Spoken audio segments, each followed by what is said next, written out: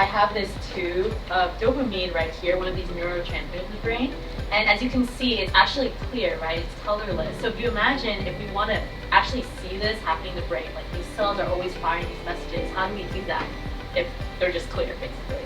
So what we brought here today is this microscope. Have you guys used a microscope before? Yes? Some of you guys, maybe in school or something. Basically, you guys know microscopes can see things that are very small.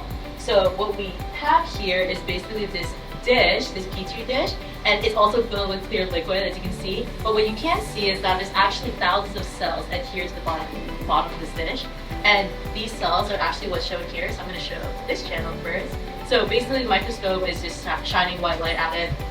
You can see that this is actually so many cells. It might not look very distinct right now. Basically, each of these little bumps kind of is one cell, and there's like actually hundreds of them in this view. Now, for these channels, actually for this microscope, it's actually a very special one where we can shine different colors of light and collect different colors of light from these cells. So what I'm going to do is I'm going to switch to this channel, and you can see actually these are the same cells you saw before. They're actually glowing red. We're shining green light at the cell and glowing red. So obviously our bodies don't have glowing cells naturally. So you might be wondering like, okay, why is it the case? If we switch to this channel, you can see that there's this like kind of greenish haze. So they're actually both glowing red and green. So what I'm going to do is I'm going to take this dopamine and I'm going to put a small drop to these cells, and you guys can see what happens. So just stare at it while I do this. I'm just taking a pipette. I'm going to pick up a little bit of dopamine and add it to the cell. Oh, okay. So what happened? Basically, the cells got a lot brighter, right? So I'm going to actually adjust this so you can see it more clearly. So now, actually, we can see after you added the dopamine, you can see these like outlines. Actually, each individual outline is one cell, and because what makes them glow is actually the membrane, cell membranes. That's why you can now see those outlines glow. And yeah, basically, this is kind of a demo of showing how we actually, what part of our research is developing sensors, molecular sensors for imaging neurotransmitters in the brain, such as dopamine. Yeah, so this one is closer to like what my heart size is. Yours is much smaller, but this is where it sits, and obviously everyone has one that you need to live, right? And so there are nurses who specifically work on the heart. Their entire job is to treat people who have heart disease, people who have hypertension. Okay, so one of the things that we learn is that there's things that can prevent it with the heart. A lot of heart disease come from poor diet, no exercise, eating salty foods. So to have a healthy heart, you have to take care of your entire self. You have to exercise, you have to watch how much salt are in your food, and you have to educate patients and let them know that they have to do these changes to help them keep a healthy heart. Question in the corner. Since it takes usually 12 years or more to pursue a medical degree, what do you usually do beforehand? Do you do like healthcare related jobs as well? You do undergrad, 4 years, and then a 28-month program to get your master's in anesthesia science. You become an anesthesiologist assistant at that point. So about a little over 2+ years to become a CAA. How much do they make? What do doctors make? Pathologist makes about $300,000. Other specialties are more or less. You know, some like that neurosurgeon down there, they can get tens of thousands for one surgery and do several a day. So that's a whole different ball. They're like corporations. Okay. So if it's money you're looking for, that won't work. In medicine, you got to have something you like, because it can get there where I don't care how much money there is, you can't stand it. All right. So you say, I got to do something I can stand. So if you're going to do medicine, find something you like: theology, pathology, OBGYN, pediatrics, surgery, heart surgery, neurosurgery, urology, all these different things.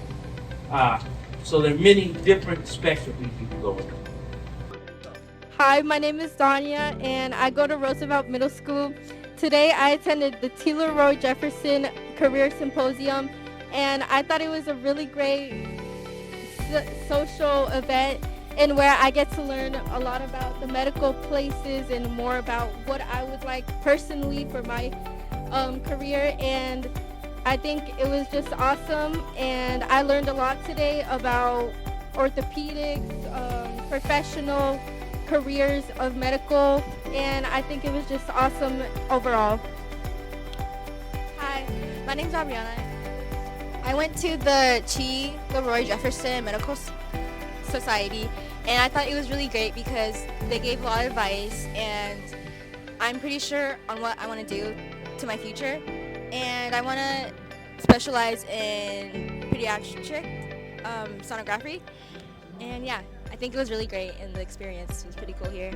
Oh, not too many years ago, I was in school like you guys, and I went through several different stages. So you guys are in middle school, right? Elementary, okay. All right, and then you go to middle school and high school, and then to become a doctor, you have to go to some more school. So you go to college, and then medical school, and then you end up where I am to train to be whatever you want to be. And I want to be a pediatrician, so that's what we're here to teach you guys about today. So if you guys want to all come up, we're going to let Dr. Stress introduce what we look for. So this is like if you were a doctor and you went to see a baby for the very first time in a hospital to do their very first exam. And some things that you can look at is, you know, they have the umbilical cord, right? Yeah. And then they cut it right after birth, and you can see that they have blood vessels in there. You have one vein, that squishy one, and two arteries, which are the harder ones up there. And then And that's how they were connected to their mom. yeah. But all of it, the whole cord was connected to their mom. Yeah. Another reason why I kept working towards engineering, I mean, literally going to the registrar's office when I was a waiter, paying with tips, man. People had credit cards, checks and stuff. I'm sitting there, how much is it? $2,500? 1, 2, 5s and 10s. 1,800 so I pay my tuition. It was $2,537.18 for the tuition. I had 18 cents to come. Because I wanted to be able to work.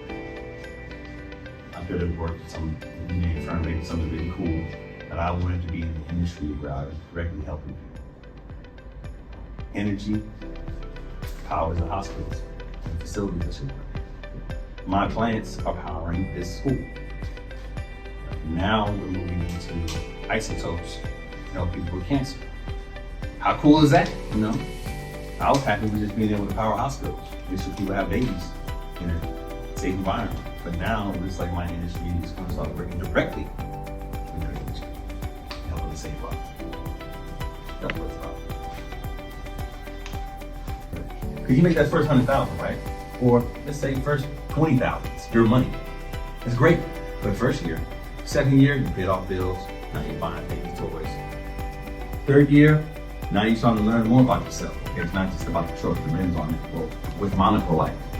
How was it in Egypt? I want to go there. By the 5th year, you've done all that, right? The most important part then is, I heard that Junior's trying to get to school. He needs tuition money. You don't need a little money. Make sure Junior go to school. Grandma dying of cancer. She always wanted to go to Disney World.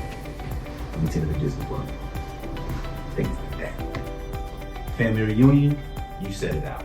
Or you don't set it out. You bring extra special dish. You're like, whoa, who brought this? All because you're doing something you wanted to do anyway. Help people out. That's the benefit. The money is just the beginning. After 5 years at the most, it's about how you can help out your family. And then if you are fortunate enough to continue doing it for a long while, you end up like the doctors you see, you end up like the Symposium.